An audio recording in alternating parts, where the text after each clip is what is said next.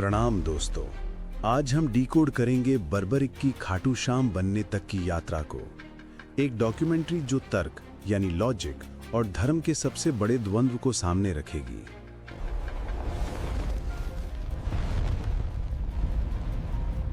हम सभी जानते हैं कि महाभारत का युद्ध 18 दिनों तक चला। 40 लाख से अधिक योद्धा कुरुक्षेत्र की भूमि पर मारे गए। ये सिर्फ एक युद्ध नहीं था, ये मानव सभ्यता के ज्ञान और विज्ञान का सबसे बड़ा मास डिस्ट्रक्शन इवेंट था। लेकिन बर्बरिक के पास एक ऐसी शक्ति थी जो इस पूरे विध्वंस को मात्र 60 सेकंड में समाप्त कर सकती थी। और इस शक्ति के केंद्र में ना कोई परमाणु हथियार था, ना कोई ब्रह्मास्त्र, बल्कि वे बर्बरिक के केवल 3 बाण थे। ये कोई जादुई कहानी नहीं, ये महाभारत का सबसे बड़ा अनोमली है। एक ऐसा अध्याय जिसे स्वयं श्री कृष्ण को इतिहास के मुख्य पन्नों से हटाना पड़ा।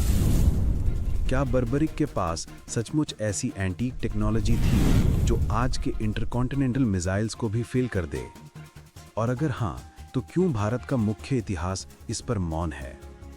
बर्बरिक की कहानी, जिसे स्कंद पुराण के माहेश्वर खंड में विस्तार से वर्णित किया गया है, पांडवों के वनवास काल से जुड़ी है। भीम के पोते और घटोत्कच के पुत्र बर्बरिक, उनकी रगों में एक क्षत्रिय का तेज और दैत्य का बल दौड़ता था। लेकिन बर्बरिक के लिए बल ही काफी नहीं था, उन्हें चाहिए थी एक ऐसी शक्ति जो उन्हें अजेय बना दे।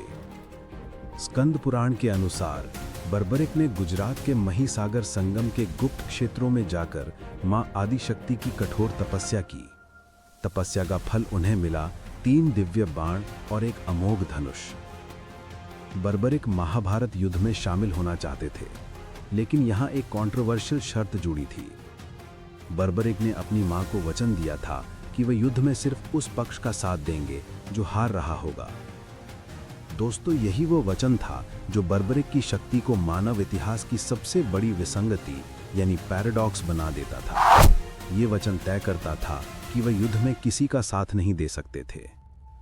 आइए अब बर्बरिक के बाणों के वर्किंग प्रिंसिपल को समझते हैं। ये केवल धनुष बाण नहीं था, ये प्राचीन अस्त्र विज्ञान का सबसे उन्नत रूप था, जिसकी तुलना आज के लेजर गाइडेड वेपन से की जा सकती है। बर्बरिक के बाण सिर्फ बाण नहीं, उनके मन की इच्छा शक्ति यानी संकल्प शक्ति के प्रोग्राम किए हुए एक्सटेंशन थे। कैसे? पहला बाण, सर्वेलेंस एंड मार्किंग। बर्बरिक मन में बचाने का संकल्प लेते थे। ये बाण हवा में छूटकर उन सभी तत्वों या व्यक्तियों को मार्क कर देता था जिन्हें वह सुरक्षित रखना चाहते थे। इसे आज की भाषा में आइडेंटिफिकेशन फ्रेंड और फो सिस्टम कहते हैं। दूसरा बाण, टारगेट लॉकिंग एंड डिस्ट्रक्शन। ये बाण उन सभी को लॉक करता था जिन्हें बर्बरिक मारना चाहते थे। ये बाण एक तरह से ट्रैकिंग सिग्नल छोड़ देता था। तीसरा बाण, द एग्जीक्यूटर। तीसरा बाण तब छूटता था जब कमांड मिल जाती थी। ये बाण पहले बाण द्वारा मार्क किए गए सेफ पॉइंट्स को छोड़कर दूसरे बाण द्वारा मार्क किए गए सभी दुश्मनों को एक ही पल में खत्म करके वापस आ जाता था। चौथा बाण चलाने की जरूरत ही नहीं थी। अब आप सोच रहे होंगे कि क्या यह सिर्फ एक सिद्धांत था? नहीं, इस तकनीक का लाइव डेमो स्वयं श्री कृष्ण ने देखा था। स्कंद पुराण में कथा आती है कि बर्बरिक जब अपनी इस शक्ति के साथ कुरुक्षेत्र की ओर बढ़ रहे थे तो कृष्ण ने उनकी परीक्षा लेने के लिए ब्राह्मण वेश धारण किया और उन्हें रास्ते में ही रोका। कृष्ण ने बर्बरिक को चुनौती दी, अगर तुम्हारे बाण इतने ही शक्तिशाली हैं तो सामने खड़े इस पीपल के पेड़ के सभी पत्तों को एक ही बाण से छेद करके दिखाओ। यहां कृष्ण ने एक ट्रिक खेली। उन्होंने चुपके से एक पत्ता अपने पैर के नीचे दबा लिया, यह सोचकर कि बाण इसे डिटेक्ट नहीं कर पाएगा। बर्बरिक ने ध्यान लगाया और बाण छोड़ा। बाण ने पलक झपकते ही पेड़ के सारे पत्तों में छेद कर दिया और अंत में वो बाण घूमकर श्री कृष्ण के पैर के पास आकर मंडराने लगा, जैसे कोई चुंबक लोहे को ढूंढ लेता है। तभी बर्बरिक हंसकर बोले, द्विजवर, अपना पैर हटा लीजिए, वरना ये बाण आपके पैर को भी छेद देगा, क्योंकि मेरी टारगेट लिस्ट में यह पत्ता भी मार्क हो चुका है। यही वो पल था जब कृष्ण समझ गए कि ये कोई साधारण योद्धा नहीं, बल्कि एक अनस्टॉपेबल फोर्स है, जिसके सिस्टम से छुपना असंभव है। इस डेमो ने कृष्ण को डरा दिया, बाणों से नहीं बल्कि परिणाम से। अब यहाँ एक बड़ा सवाल आता है जो किसी भी तार्किक दर्शक के मन में उठेगा। प्रश्न, अगर बर्बरिक में इतनी शक्ति थी तो वेदव्यास जी ने अपनी मुख्य रचना महाभारत में उनका जिक्र क्यों नहीं किया? क्या यह सिर्फ एक लोक कथा है? ये एक संतुलित प्रश्न है। तथ्य ये है कि बर्बरिक की ये कहानी मुख्य रूप से बाद में लिखे गए स्कंद पुराण और राजस्थान गुजरात की क्षेत्रीय लोक कथाओं से आती है। लेकिन हमें यह भी देखना होगा कि इस कहानी की जरूरत क्यों पड़ी। शायद वेदव्यास जी जानते थे कि बर्बरिक की कहानी महाभारत के मुख्य उद्देश्य धर्म युद्ध से ध्यान भटका देगी, क्योंकि महाभारत नीति की किताब है और बर्बरिक की शक्ति चमत्कार थी और वेदव्यास चमत्कारों से ज्यादा कर्म पर जोर देते थे। ये कहानी तर्क से बड़ी सत्यता सिखाती है। श्री कृष्ण को पता था कि यदि बर्बरिक ने युद्ध लड़ा तो उनका अपनी मां को दिया हुआ वचन एक अनंत लूप बना देगा। यदि पांडव हारने लगे तो बर्बरिक कौरवों को मारेंगे, फिर यदि कौरव हारे तो पांडवों को। दोस्तों, ये युद्ध धर्म स्थापना के लिए था, लेकिन बर्बरिक के कारण ये सिर्फ मानव जाति का विनाश बन जाता। इसीलिए कृष्ण का हस्तक्षेप छल नहीं बल्कि एक आवश्यक स्ट्रैटेजिक मूव था। लेकिन क्या एक वीर का वध सही था? स्कंद पुराण यहाँ एक और गहरा रहस्य खोलता है।